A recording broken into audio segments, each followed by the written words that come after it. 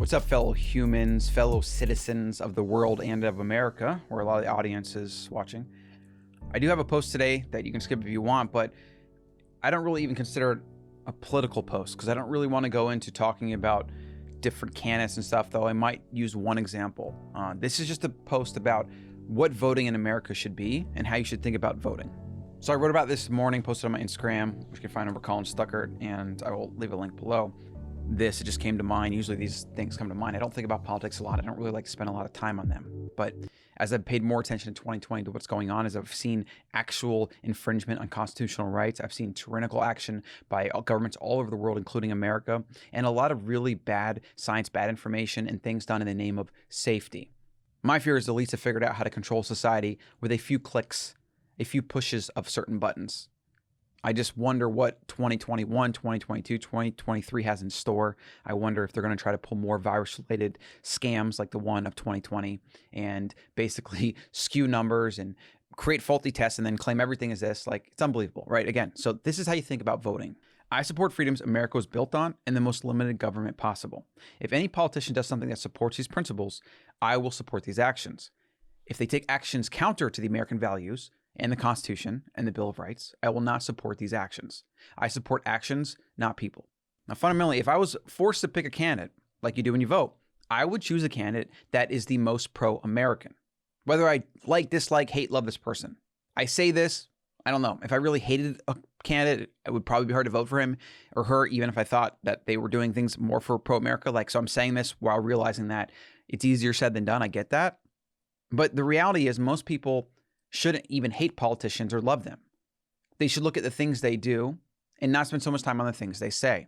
And that's what you get in America. People spend time focusing on the things somebody says and what news outlets report on that person saying.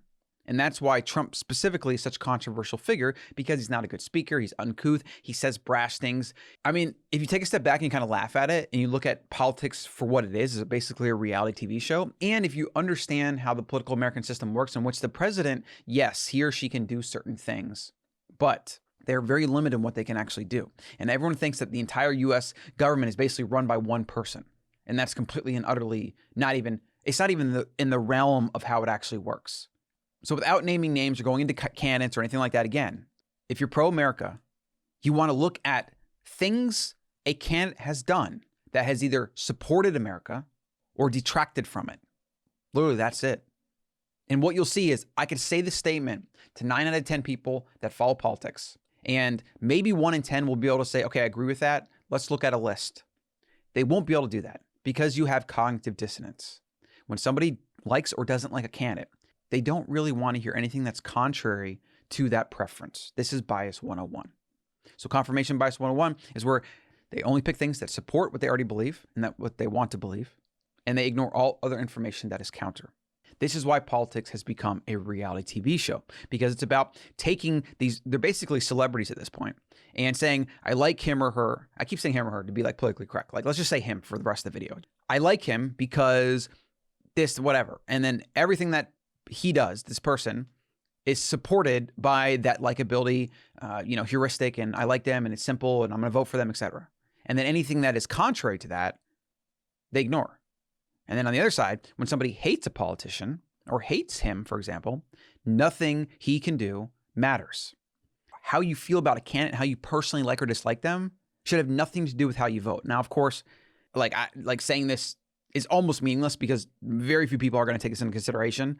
I just feel like it's my civic duty to at least try to bring awareness to this, so that if like 1 or 2 people maybe question how they're thinking about politics, are they paying too much attention to it? Are they getting too sucked into it? Because that's what the news cycle and the politicians, that's what they want. They want your attention. They want you to become enraptured, and they want you to pick a side. Politics is tribalistic. It's become left versus right with nothing in between.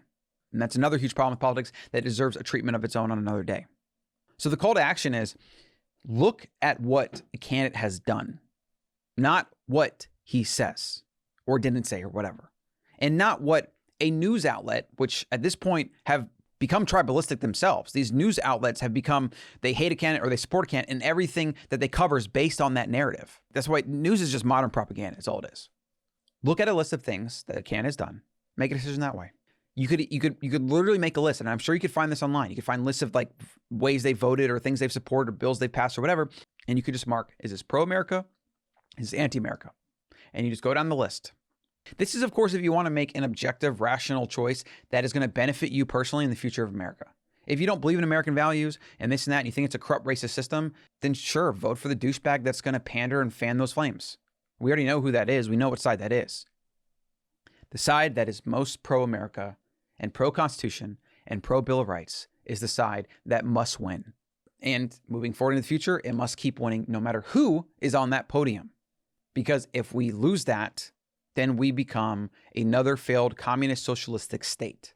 And everybody that loves to look at Europe and talk about socialism works over there, it's ridiculous because people that have lived there or actually looked into it know that's a farce.